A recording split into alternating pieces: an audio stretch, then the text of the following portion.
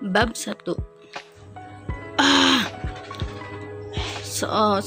Seorang lelaki berperawakan tampan berumur 33 tahun menggeram kesal.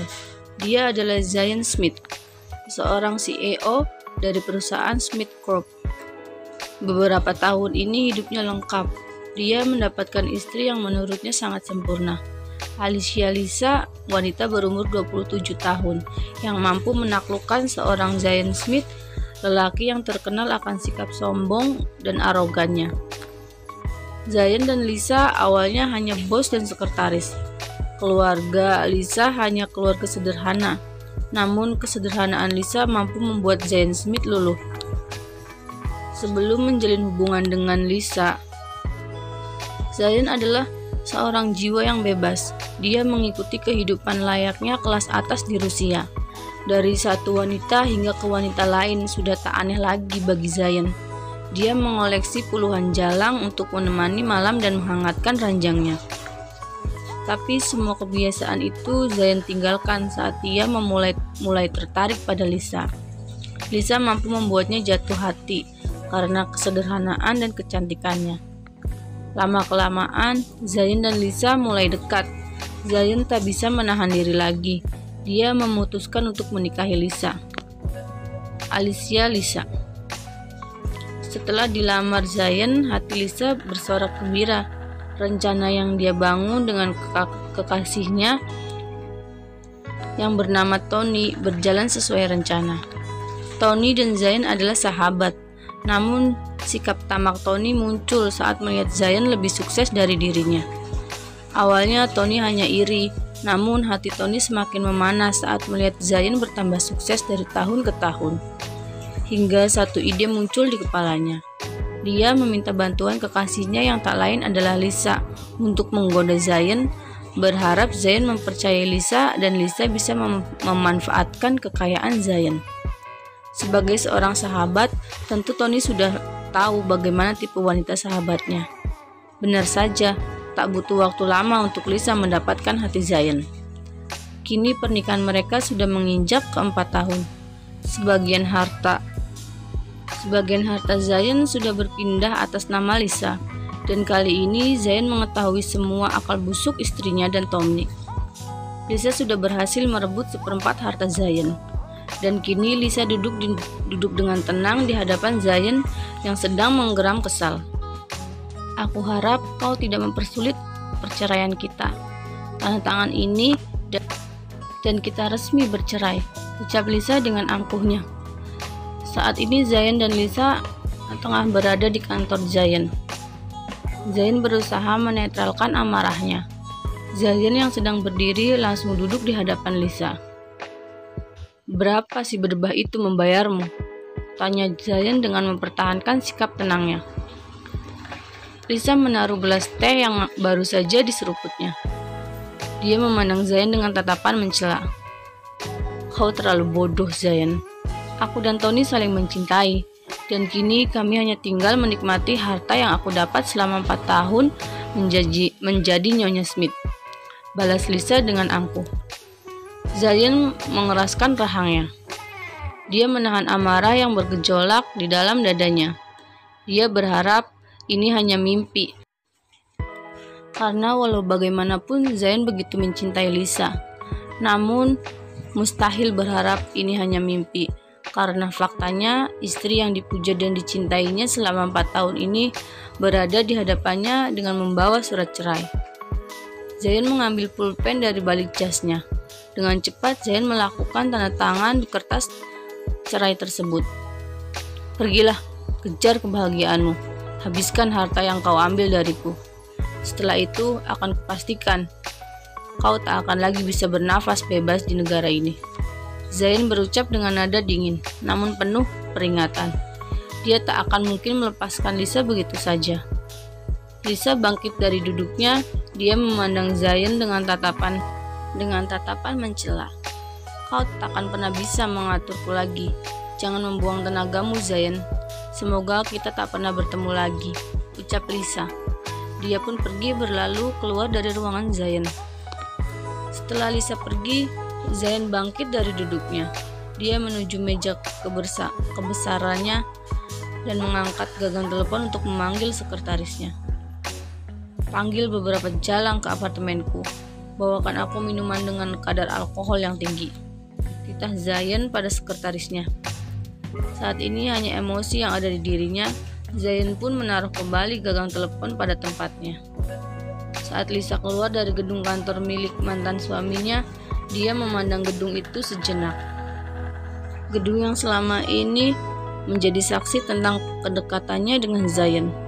Suara klakson membuyarkan lamunan Lisa. Lisa tersenyum saat melihat siapa yang menjemputnya. Siapa lagi kalau bukan Tony, yang tak lain adalah selingkuhannya.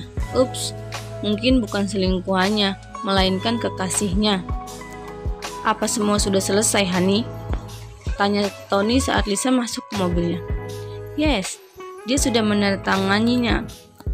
Sekarang apa rencana kita? Tanya Lisa sambil memegang tangan Tony. Kita akan keluar negeri besok. Kenapa kita harus keluar negeri? Tanya Lisa dengan terkejut. Pasalnya, Lisa sudah betah tinggal di negaranya. Hani, aku tahu benar siapa Zayan. Dia takkan pernah melepaskan kita jika kita masih berada di dekat negara ini. Tapi, walaupun kita sudah pergi dari negara ini, Zayan akan tetap mencari kita, kata Lisa. Tiba-tiba tubuhnya bergidik ngeri. Dia sedikit melupakan bahwa Zayan juga orang yang kejam.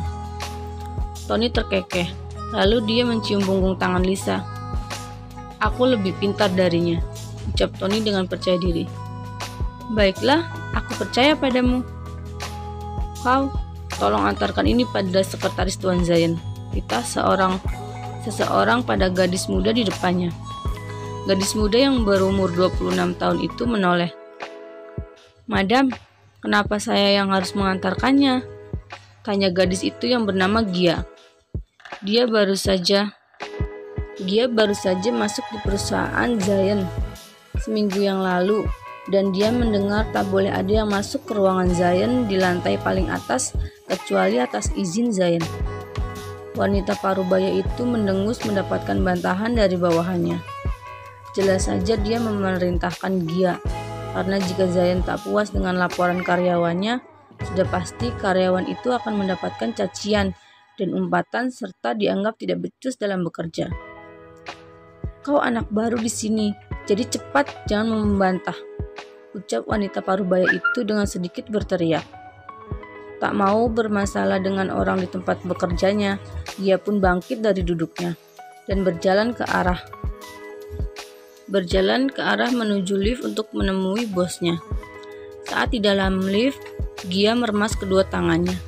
Dia benar-benar gugup. Gosip tentang atasannya membuat tubuhnya bergidik ngeri. Yang hanya Gia bisa lakukan adalah berdoa agar dia tak terkena masalah. Bab kedua, pertemuan pertama. Setelah keluar dari lift, Gia mengedarkan pandangannya ke seluruh ruangan atas tempat di mana ruangan Zayan berada.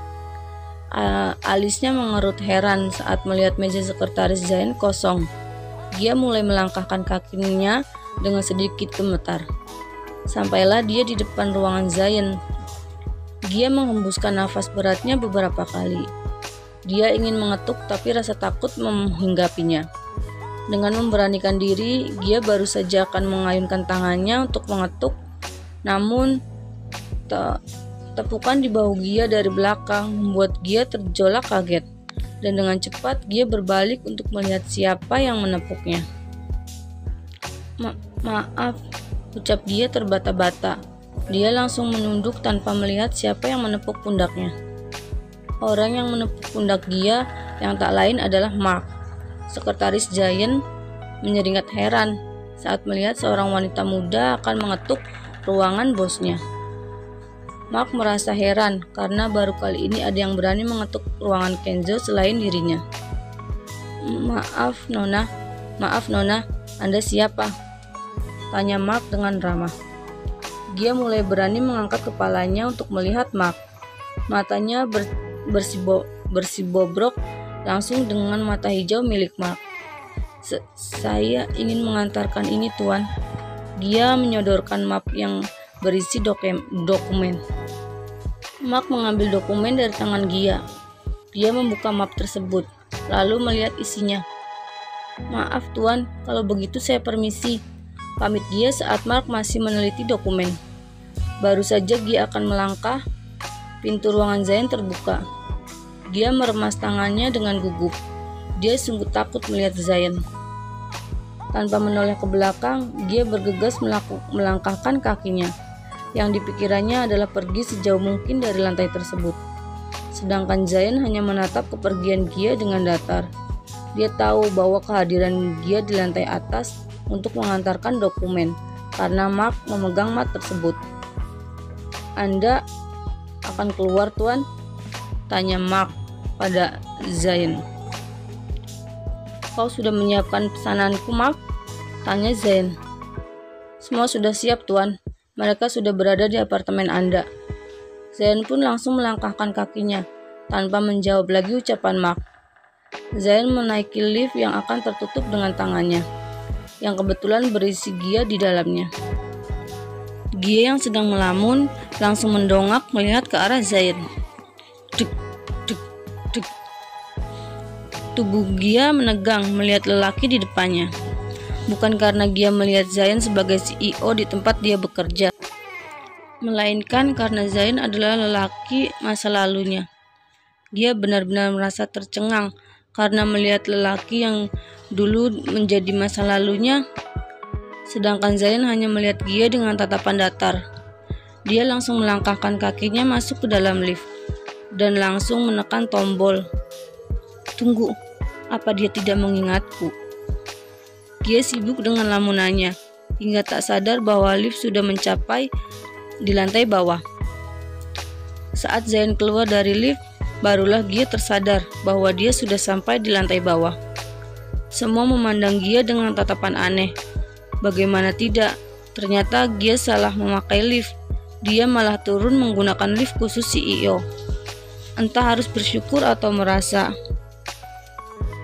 Dia merasa bersyukur karena dia tidak terkena amukan CEO-nya, walau sudah berada di lift yang sama dengan Zain. Padahal menurut karyawan lain, Zain paling tidak suka lift khususnya dipakai oleh karyawannya.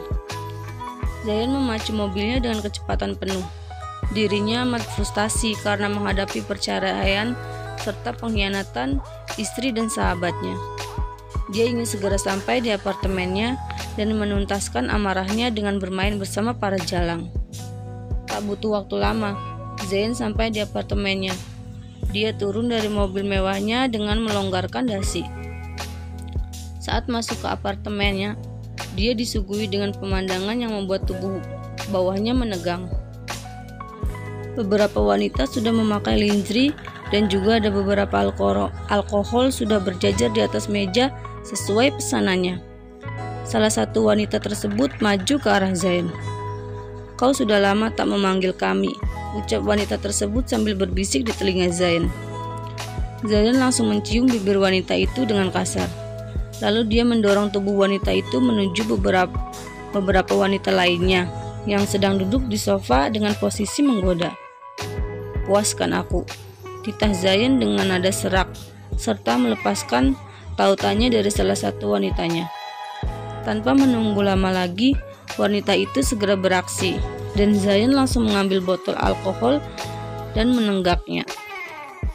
Dia masih tak bisa lepas memikirkan Zain. Dia ingin menyapa lelaki itu, namun niatnya dia urungkan saat Zain terlihat tak mengenali dirinya. Waktu menunjukkan pukul 5 sore, dan sudah saatnya jam kantor selesai. "Gia," panggil Nana yang mengisi meja di sebelah meja Gia. "Kenapa?" tanya Gia tanpa menoleh ke arah Nana. "Maukah kau menemaniku belanja?" "No Nana, maaf. Hari ini aku ingin ke makam ibuku. Mungkin lain kali." "Kau mau aku temani?" tawar Nana. Nana sudah lama mengenal Gia, dan berkat Nana pula Gia bisa bekerja di perusahaan Zain. "Tidak Nana, aku akan pergi sendiri. Sampai jumpa," ucap Gia yang berlalu meninggalkan Nana. Nana menatap Gia dengan tatapan sendu. Setiap hari Rabu dia akan mengunjungi makam ibunya. karena hari Rabu adalah hari di mana ibunya meninggal, sekaligus hari di mana hal mengerikan terjadi di kehidupan Gia. Setelah menaiki bis, Gia berjalan beberapa meter untuk sampai ke pemakaman umum tempat di mana ibunya dimakamkan. "Selamat sore, Bu." Gia berjongkok untuk mencium nisan sang ibu. Sejenak dia berdoa untuk mendiang ibunya. "Bu, bagaimana kabarmu di atas sana? Apa ibu bahagia?" Gia meneteskan air matanya ketika berbicara, seolah ibunya ada di depannya. "Terima kasih, Bu, telah merawatku dan mengorbankan nyawa ibu untuk menyelamatkanku." Gia yang tadinya berjongkok langsung tertunduk di tanah, menaruh kepalanya di atas nisan ibunya. "Bu, seharusnya saat itu biarkan aku saja yang mati. Aku sungguh merindukanmu, Bu."